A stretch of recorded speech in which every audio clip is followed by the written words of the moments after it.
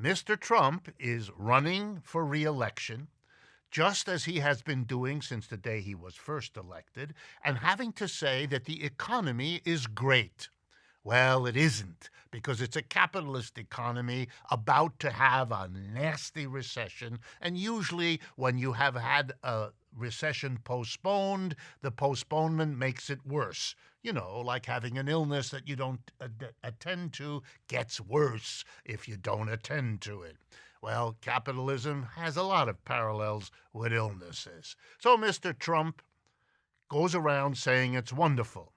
But the reality is, as his economic advisors know, that a recession is coming. This scares Mr. Trump. It threatens his reelection, because if that downturn we all know is coming because of capitalism, if that downturn hits in 2019, or even if it hits in the first part of 2020, it's going to hurt millions of Americans. They always do, these downturns, and those people are not going to be happy with Mr. Trump. And whoever runs against him will say, hey, Mr. Trump, it's the economy, stupid, like earlier candidates have done in the same situation. So what is Mr. Trump doing? Well, he's trying to blame the economic troubles on somebody else. And he's a specialist, just like Mr. Johnson is in England. He blames, you guessed it, immigrants. Why not? And foreigners. Why not?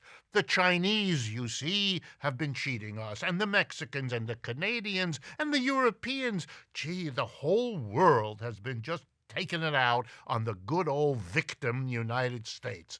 It's a picture no other part of the world recognizes, but it sells in the U.S., or at least Mr. Trump hopes so. So he's going to blame them. But that's not enough, because this is a doozy that's coming. So he's decided to blame the Federal Reserve. You see, they should cut interest rates. By yelling about the Federal Reserve, he's already showing where the blame he hopes will go for the economic troubles. Not to him, not to his policy, not to his carrying out what capitalism wants while blaming immigrants and foreigners. No, he can now also blame the Federal Reserve. It didn't cut interest rates. And the second reason he wants that to happen is, if you cut interest rates, you make it cheaper for people to borrow, maybe he hopes, he crosses his fingers, or whatever it is that he crosses, and he hopes that maybe with lower interest rates, people will borrow more, businesses will borrow more, and maybe the economy, the downturn, will be delayed a few months, just long enough to get him to slide back into office in November of 2020. That's what's going on. Capitalism is in fact in trouble in the United States, as the extreme inequality makes evident every day, as the turmoil, everything from opioid crisis to mass shootings, gives you ample evidence.